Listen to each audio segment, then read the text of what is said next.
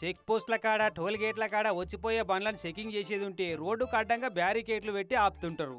ఆపకుండా ఎవరన్నా తప్పించుకో చూస్తే పోలీస్ చేపేసుకొని ఎంటబడి చేజింగ్ చేసి దొరకబడతారు. అట్లా కూడా ఆపకుంటే తుపాకీతోటి ఆ బండ్ల టైర్లను కాలుస్తారు. కానీ ఈ పోలీసు వాళ్ళు చూడు ఏం చేస్తున్నారో.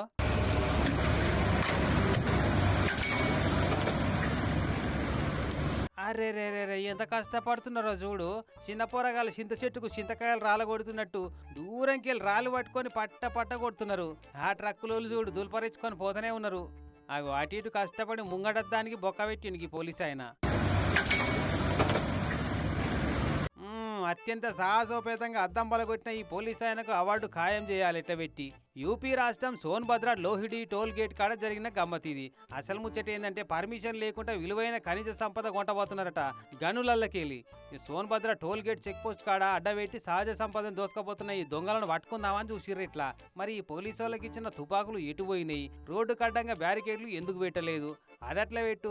ఆ ట్రక్కులు ఏడికేలు వస్తున్నాయో తెలుసు, మళ్ళీ ఎటు పోతున్నాయో తెలుసు. పట్టుకోవాలంటే ఏడికన్నా పోయి పట్టుకోవచ్చు. కానీ ఇట్లా అల్లరి ముక్కలు రాళ్ల దాడి చేసినట్టు ఈ రాళ్లతో ఆపుడేంది వీళ్ళు. వా ఏం డ్రామాలు ఆడుతున్నారు వా. మీరు గిచ్చినట్టు చేస్తే వాళ్ళు ఏడిచినట్టు చేస్తున్నారు. మస్తు షేడ్స్ ఉన్నాయి బై మీ దగ్గర అని సోషల్ మీడియాలో వైరల్ అవుతున్న ఈ పోలీసు వాళ్ళ వీడియో చూసిన వాళ్ళంతా మస్తు అనబట్టిర్రు.